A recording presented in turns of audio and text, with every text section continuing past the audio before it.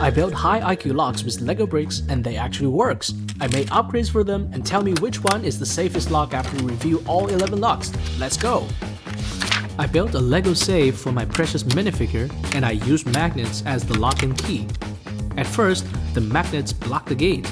With this special key also made with magnets, I could just move it onto the top of the magnetic lock.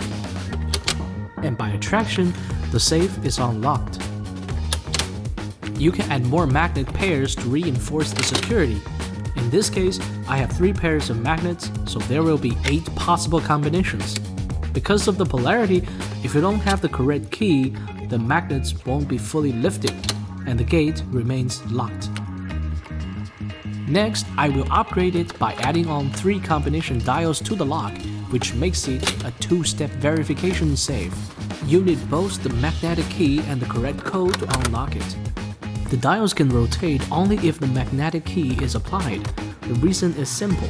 I designed the dials and there are 2 trap notches on each dial, locking the magnet before it reaches the correct notch, which is deeper and leaves no protrusion on the dial's round surface. Now, without the key, magnets will soon fall into traps once you try to spin the dials.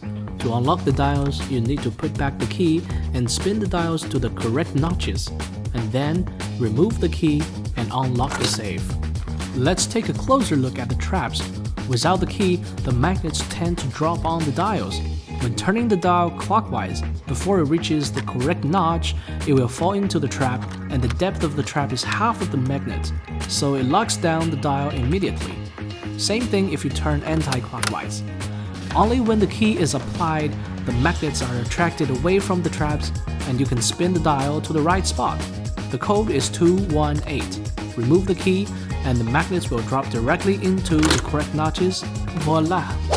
We talked about ancient locks, and this African lock actually gives a good example of the prototype ideas in modern locks and keys. If the gaps are too wide or the teeth are too short, the lock cannot be opened. Only keys with proper shape will work.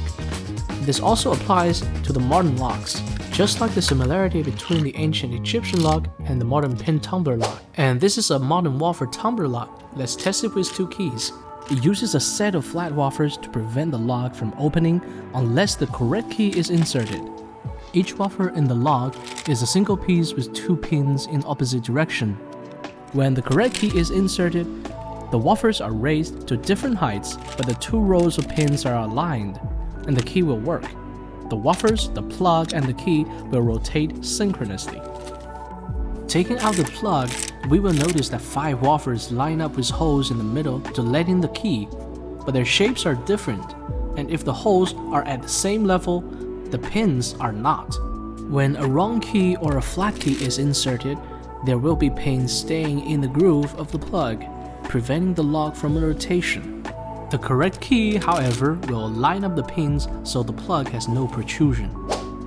This is an upgrade for the wafer tumbler lock. The key has a curved groove that when inserted, it pushes 4 sliders to form a gap.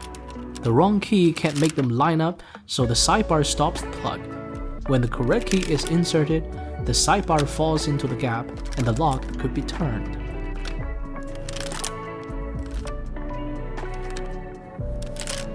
Let's remove the external bricks and take a look at the plug. Between the blue discs, there are 4 orange color sliders. As you see, the purple key is the wrong key. The yellow key could align the sliders, and gravity will make the sidebar fall into the gap, leaving no obstacles for the plug. The orange sliders are linked to the discs with limited moving space. A slider and the disc are tied with a rubber band, so when no external force presents, the slider is pulled to its former position. There are stumps on the sliders, and the curve of the key will push the stump, changing the slider's position. The correct key will push the slider's notch to line up with that of the disc. When you look at the rubber bands, you'll find out that sliders are tied to 2 directions. 2 sliders are pulled to the right, while the other 2 are pulled to the left. That's why you need a double-sided groove on the key. One curved side can only align half of the sliders, and by making 2 curves into 1 groove, you'll get a key for this slider lock. This is a Baron's lock, which is invented by Robert Baron in 1778. The tan-colored part is called the bolt. It slides to open or close the lock. When you look at the key, you will discover that the first tooth is used to push the bolt. There is a projecting stump on the gating cut of the bolt, and a tumbler is placed on it. Since the stump has a 90-degree angle on the right, the tumbler prevents the bolt from moving back once it's locked. The solution is to add a tooth to the key so the tumbler is lifted to a precise height that the bolt slides freely. But a single tumbler is not that secure, so next we will add one more tumbler to the lock. The bolt is also added one more stump to its cut. Now 2 tumblers are placed on the same level, but one inside and one outside. The red one is longer, so it reaches out to the left cut on the bolt. Let's try this key. It doesn't work because the tooth is too short. It can't lift up the red tumbler.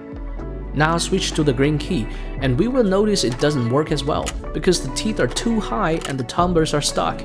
With increased security, the lock can only be opened using this correct key.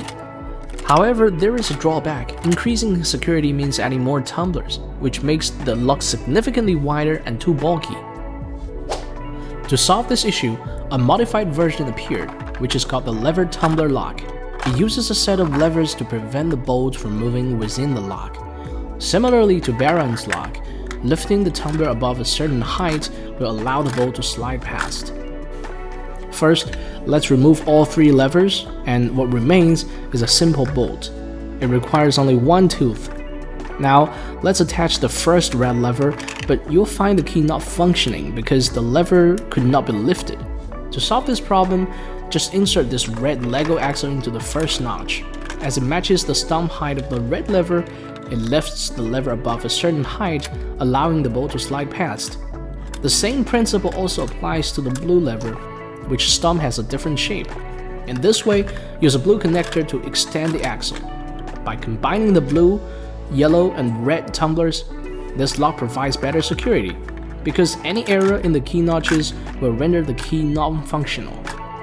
And at the same time, more levers only make the lock thicker, not wider, which is the major improvement compared to Baron's lock.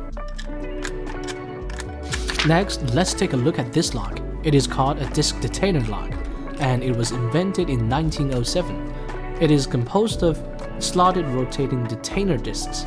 A specially cut key rotates these discs like the tumblers of a safe to align the slots, allowing the sidebar to drop into the slots, thus opening the lock. When you look at the discs, you'll find that there are slots of different angles on the discs, and only when they are at certain angle, the cuts will form a straight line. Multiple discs will add up to its security. A sidebar blocks the plug from rotation unless the slots line up, but clearly not for this key. The correct key has corresponding cuts, so when it's rotating, it compensates the misaligned angles of different discs. The discs will gradually form a line when turned by the key, and gravity will make the sidebar drop into the slot. Even without a key, the lock can be safe. Now let's make a rotary combination lock. The disc has 8 faces, and each face has a corresponding number on it. There are teeth on the pin, and only the correct face has a notch that allows the pin to pass. For 3 teeth, we can make 3 discs with numbers. Assemble them in series and make a shell for them. Only when all 3 notches are aligned, the pin can be pulled out. Actually, Lego bricks are so versatile. This lock is also functional, and let's try it out. The code is 741. Scramble the numbers and it's locked. Turn the numbers to unlock it, just like using the locks on suitcases. Thanks for watching.